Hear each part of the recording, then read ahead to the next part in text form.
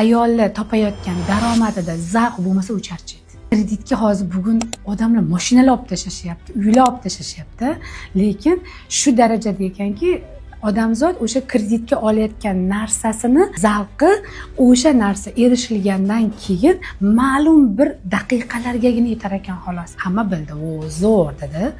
Ana endi undan keyin og'riq boshlanadi.